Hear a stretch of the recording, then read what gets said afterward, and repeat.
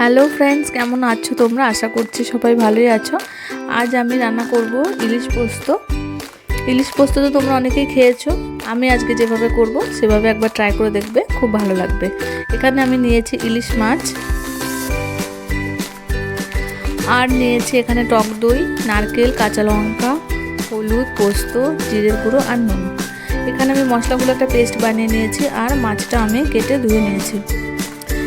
আমি কড়াতে নিয়েছি তেল, তেলের মধ্যে আমি দিয়েছিলাম গোটা জিরে ফোড়ন, আর মশলাটা আমি এখানে দিয়ে দিয়েছি। দিয়ে এবার কিছুক্ষণ এটাকে আমি কষাবো।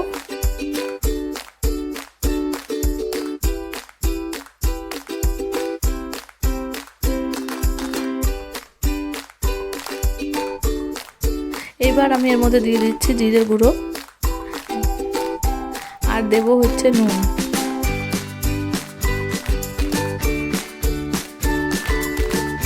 দিয়ে দিচ্ছি হলুদ গুঁড়ো। এবার আরো কিছুক্ষণ আমি এটাকে কষবো।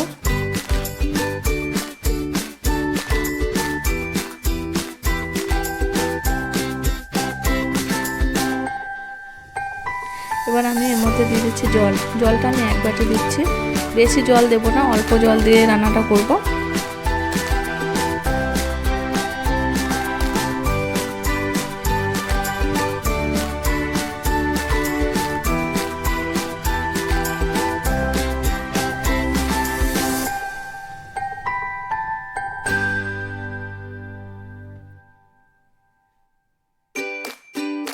এবার আমি মাছগুলোকে দিচ্ছি। মাছগুলো কিন্তু আমি ভাজিনি, মাছটা কাঁচা দিয়েছি।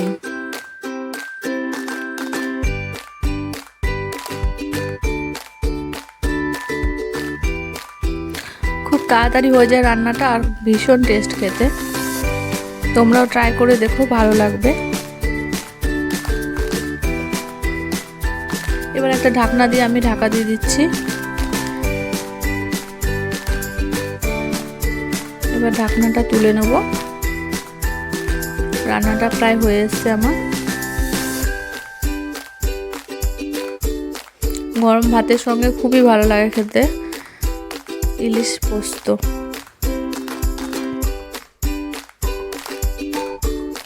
আমার ভিডিওটা ভালো লাগলে ভিডিওটাতে একটা লাইক করবেন, আর আমার চ্যানেলটা সাবস্ক্রাইব করবেন। অনেক ধন্যবাদ আমার ভিডিওটা দেখার জন্য।